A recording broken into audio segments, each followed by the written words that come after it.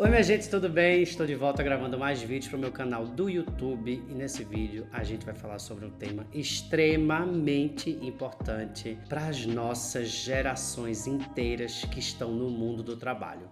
A gente vai falar sobre burnout.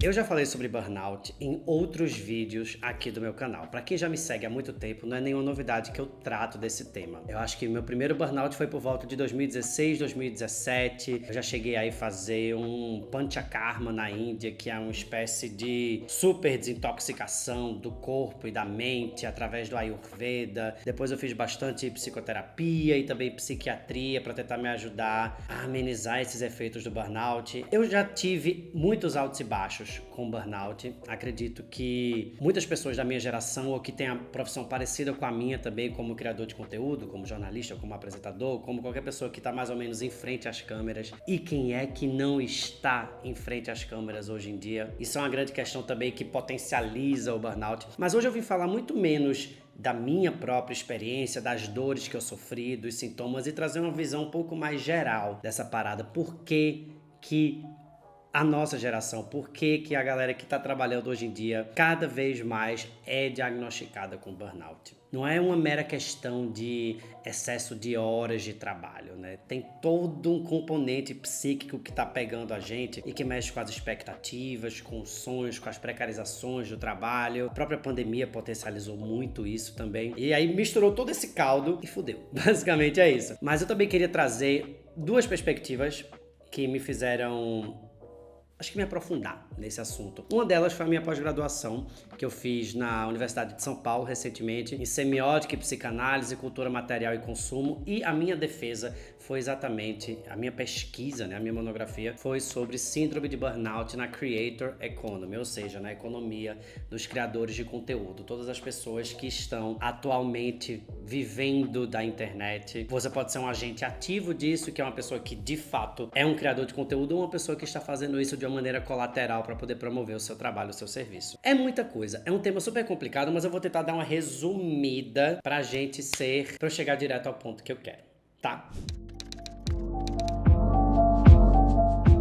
Bom, pra quem não sabe, pra quem nunca ouviu falar o que é burnout, burnout é uma síndrome do esgotamento. É uma síndrome que está completamente linkada com o mundo do trabalho, com o excesso de trabalho que a gente vive hoje, né, na contemporaneidade, mas não só isso. Não tem necessariamente a ver com o número de horas, mas também tem a ver com o excesso de responsabilidades, de competitividade, de precarização de trabalho. Eu vou dar exemplos aqui à medida que o vídeo for andando e vocês vão entender onde eu quero chegar. Mas basicamente o burnout é isso. É algo que está acometendo muitas pessoas no mundo do trabalho, que é extremamente preocupante. É um número que não para de crescer, porque cada vez mais a gente está exausto.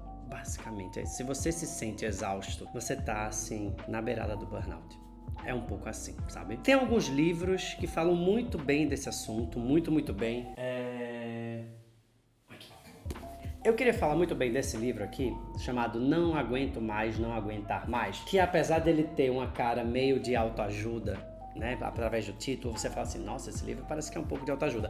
É um super livro, gente. É um super livro, eu fiquei muito impressionado e o subtítulo que é o mais importante, Como os Millennials se tornaram a geração do burnout. E aí esse livro faz um percurso histórico incrível, que eu vou detalhar um pouco aqui, sobre como nós, millennials, né, pessoas nascidas entre 80, 95 até 2000, foram somando esses sintomas e se sentindo dessa maneira, completamente esgotados, assoberbados e sem saber muito para onde ir. Outro livro também que fala muito bem de burnout, e esse livro é um livro muito fácil de ler, muito digerível, muito gostoso, e você provavelmente vai se encontrar em muitas falas dessa autora aqui.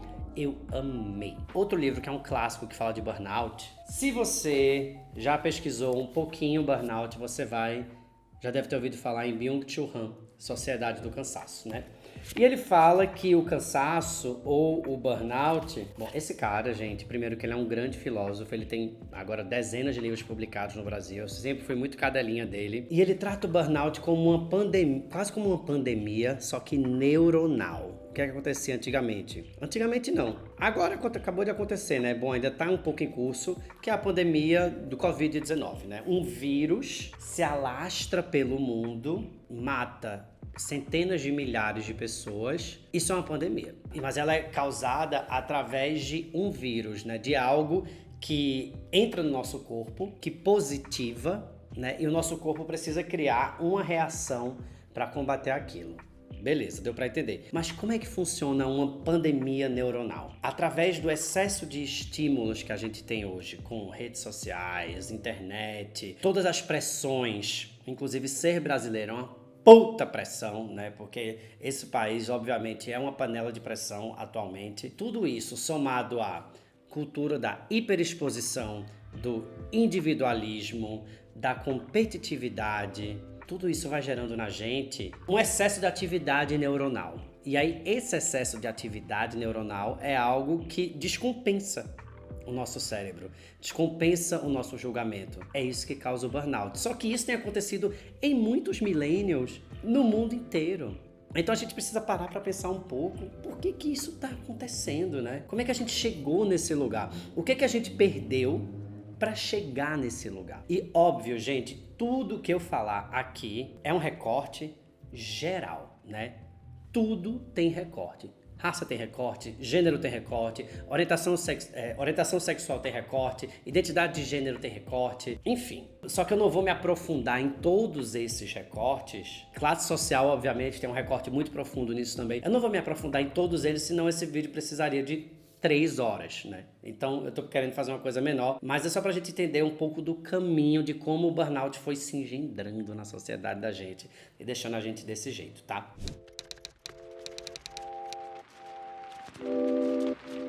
Vamos parar para pensar o que é ser jovem hoje em dia, né? Vamos parar para pensar o que é ser millennial hoje em dia. A gente tem uma juventude exausta, uma juventude precarizada, né? Se a gente for ver o que acontece com as pessoas que trabalham em Uber, que trabalham em Rappi, que trabalham em todos esses aplicativos de entrega. Será que essas pessoas gostariam de estar ali, de fato, ou elas estão fazendo porque precisam? Estão fazendo porque precisam. Estão fazendo tudo aquilo atendendo ao quê? A um multibilionário que inventou uma plataforma que conecta essas pessoas, que ganha uma comissão sobre todas essas pessoas que estão trabalhando no mundo inteiro. É um monopólio extremamente louco e elas não têm absolutamente nenhum direito, né? Não tem direito trabalhista, não tem direito a plano de saúde, não tem seguro-saúde, é uma profissão de risco. Mas isso não é só na galera do Uber, por exemplo, ou na galera que é motoboy. Para pensar a economia freelancer. Né? Se a gente for falar de economia criativa, por exemplo, né? De quem trabalha com design, quem trabalha com conteúdo, por exemplo. Quem é CLT dessa galera? Quem tem plano de saúde pago pela empresa?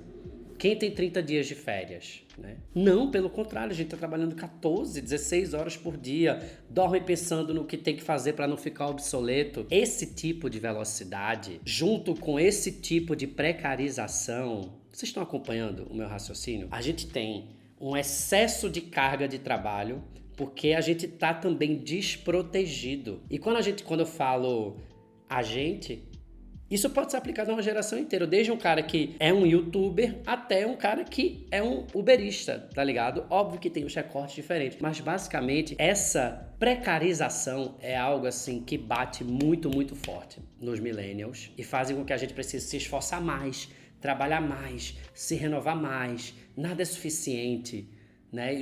Misturado às redes sociais, onde tudo é para ontem, onde tem um algoritmo que está gerindo ainda todo esse sistema, onde tem todos esses bilionários ganhando em cima da gente. Quem que não vai ter burnout, gente?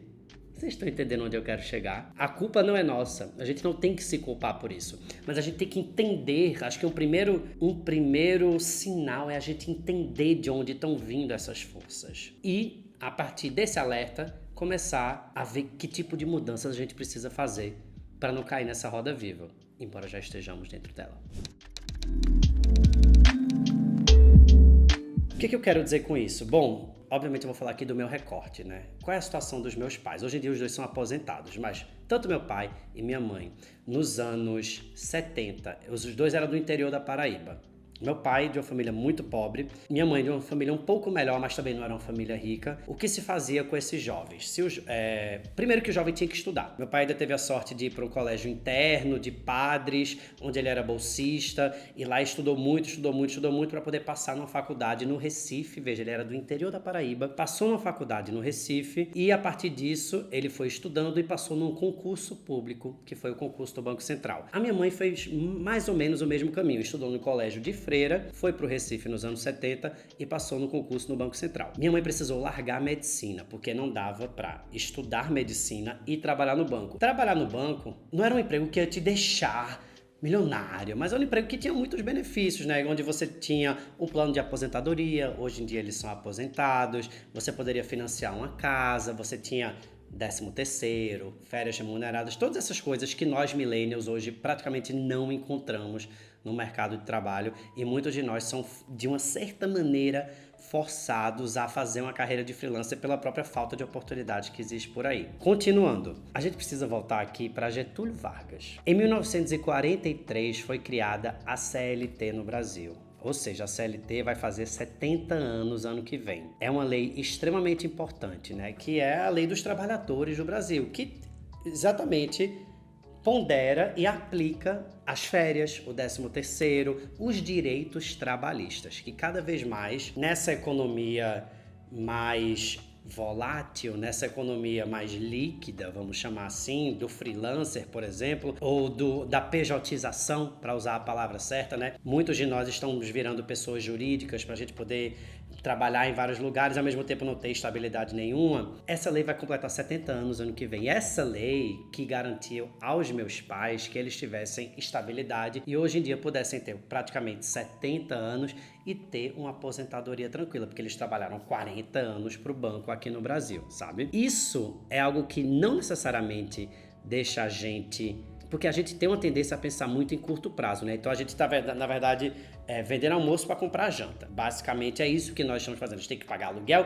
tem que pagar comida, tem que se divertir e ainda tem que pensar no futuro. Mas pode ter certeza que tudo isso, todo esse somatório, faz com que a gente trabalhe ainda mais, que a gente precise se esforçar cada vez mais, porque simplesmente a gente não tem nada que consiga nos ancorar. E aí é isso que, no final das contas, vai acontecer. Nós seremos uma geração que trabalha muito mais e que tem muito menos direitos que os nossos antepassados. Isso é inédito, não só no Brasil, mas no mundo inteiro. É muito louco, porque eu sinto que, agora um pouco mais velho, eu estou tentando criar uma base, né? Tentando criar uma fundação sólida. Só que o chão é pura areia movediça, não tem nada onde eu possa me ancorar, a não ser no meu próprio cérebro, nas minhas próprias ideias, no meu talento, no meu esforço. E isso é, assim, a fórmula perfeita para o burnout, sabe? Trazendo para a minha perspectiva aqui, por exemplo, a perspectiva dos criadores de conteúdo. Existe algum sindicato de criadores de conteúdo, por exemplo?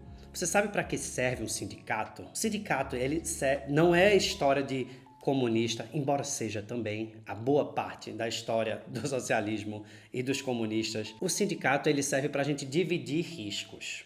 O sindicato serve para a gente mitigar riscos para toda a sociedade. Alguns riscos, gente, são simplesmente grandes demais para um indivíduo suportar sozinho. Imagina se eu tropeço aqui em casa, bato a cabeça, tenho um grande problema de saúde e não consigo mais trabalhar. Me transformo em uma pessoa inválida, por exemplo. Se houvesse um sindicato que me protegesse, porque não são todas as pessoas que estão fazendo parte de um sindicato que vão tropeçar, bater... Saravá primeiro, né? Deus me livre. Mas, olha como funciona essa conta. Não são todas as pessoas que vão tropeçar na cabeça, bater numa quina e ficar inválidos. Porém, quando tem um montão de... Se você tem 100 mil pessoas que estão fazendo parte de um sindicato, lutando ativamente por leis de proteção e colaborando para esse sistema funcionar, a gente consegue mitigar o risco de todo mundo. Só que a agenda neoliberal do faça você mesmo, você é um empreendedor, tudo depende de você, transformou toda essa narrativa em pó. Então é realmente uma sociedade muito, muito difícil de se apoiar. Agora, isso não é só criadores de conteúdo, isso é a mesma coisa, por exemplo, para a galera que trabalha em Uber, tá ligado? Se essas empresas se responsabilizassem por esses funcionários, entendendo que não são todos que vão precisar desse seguro de vida, por exemplo, que vão efetivamente usar essas condições, mas que é algo que cria uma rede de proteção para todo mundo. Com certeza, as pessoas trabalham menos estressadas, menos apressadas, menos infelizes e menos inseguras. E aí a gente precisa falar sobre esse sonho, sobre esse mito de trabalhar com o que se gosta, que é um fenômeno extremamente burguês, né? Millennials, ao contrário dos baby boomers, que é a geração do meu pai, ao meu pai não lhe foi perguntado, ou à minha mãe, você quer trabalhar com o quê? Você gostaria de trabalhar com o quê? Qual é o seu sonho? Esse sonho, poder trabalhar com o que se sonha, com o que se deseja, é algo que, naquela época principalmente, era uma narrativa para pouquíssimas pessoas, né? Meus pais vinham de uma situação rural, de uma situação onde não havia esse tipo de conversa dentro de casa. Você precisa de um concurso, algo que dê estabilidade para você poder criar sua família, para você poder prosperar na vida e sair dessa. E aí a classe média burguesa, na qual eu me incluo, por exemplo, porque eu já nasci com os meus pais numa situação muito melhor, a gente foi incentivado o tempo inteiro a procurar fazer o que ama, encontrar prazer no trabalho. E não se falava que a gente ia trabalhar 14, 16 horas por dia. Não se falava que a gente ia trabalhar por exposição, por exemplo, que é algo que é extremamente recorrente no mundo da economia criativa, né? Quantos de nós não trabalhamos de graça para muitas pessoas desonestas, injustas, que no final das contas ainda depois saem reclamando da gente enquanto a gente estava ali trabalhando de graça por exposição. É um martírio toda essa história, sabe? Essa história do networking, que é extremamente romantizada e que você precisa fazer networking o tempo inteiro para abrir as portas e trabalhar de graça. Vai somando tudo isso que eu vou te falando, sabe? Precarização, trabalhar por exposição, a falta de direitos. Vê se isso não é a receita perfeita do burnout. Puxado, né? Tudo o que a paixão traz pra gente é a permissão para trabalhar por pouquíssimo. É isso. Fora que se a métrica é a paixão, sempre vai ter alguém muito apaixonado também para fazer aquele trabalho. Então, o que é que os empresários fazem? Cortam o benefício e cortam o direito. Porque se tem outra pessoa, a gente tem muita gente hoje no mundo inteiro querendo fazer a mesma coisa. Muitas pessoas muito apaixonadas pelo trabalho. O empresário que precisa atender ao mercado financeiro, né? Ao mercado de ações. Essas empresas, elas precisam valer cada vez mais. E como é que essas empresas valem mais? Muitas vezes apertando muitíssimo a folha de pagamento, tirando direitos e benefícios dos funcionários. É assim que funciona o jogo do tecnocapitalismo neoliberal. E eu descobri muito isso através desses 2 livros. E virou minha pós-graduação. E eu fiquei putíssimo, galera. Porque eu comecei a entender tudo, sabe? Todas essas grandes histórias, assim, é óbvio que eu quero trabalhar com o que eu amo. Eu não consigo mais pensar de outro jeito. Mas eu me preocupo demais com o meu futuro.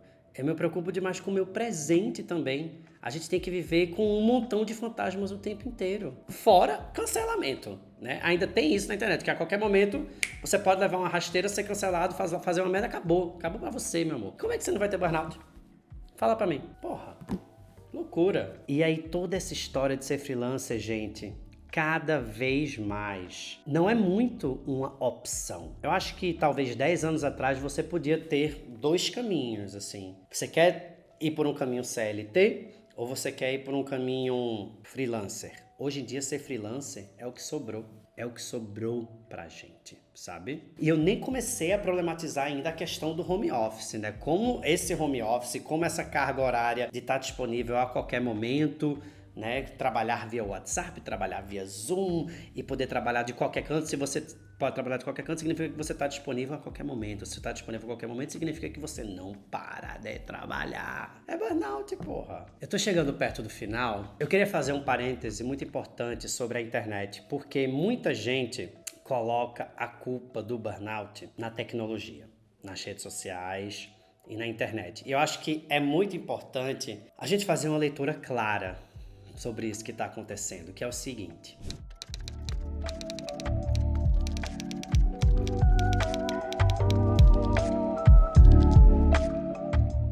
Quando a gente não consegue corresponder a essa expectativa, a gente não culpa a tecnologia e as ferramentas, a gente se culpa. São muitas coisas pra gente pensar aqui, né, gente? Eu acho que esse é um tema inesgotável. Eu vou também deixar aqui na descrição os links para vocês comprarem esses livros, quem se interessar. Vou deixar o link também para minha defesa, minha monografia de pós-graduação na USP, que fala sobre burnout na economia dos criadores de conteúdo. E eu queria convidar vocês a abrirem o coração aqui nos comentários e falarem também um pouco mais sobre as experiências de vocês. Como é que vocês se sentem depois de ouvirem tudo isso? Se vocês se identificam com as coisas que eu falei. Obviamente deve ter faltado muita coisa também. Os recortes de vocês são super importantes também pra gente aprofundar a conversa. Então estão todos muito convidados para debaterem aqui comigo. Esse é um tema que eu amo pesquisar, porque eu acho que está completamente ligado com a nossa saúde mental, com a nossa autoestima, com o nosso bem viver, com o nosso propósito. A gente, como geração, precisa questionar esse sistema. Não estou dizendo que a gente vai conseguir tirar da cartola exatamente a solução. Não é simples, gente. Não é simples. A gente está lidando com bilionários e com tecnologias que controlam a gente. A gente vive na distopia já. Mas a gente precisa ser um ser pensante que é capaz de questionar e interpretar tudo que está acontecendo com a gente. Um beijo para todo mundo. Se inscrevam aqui no canal. Até o próximo vídeo. Se cuidem. Tchau.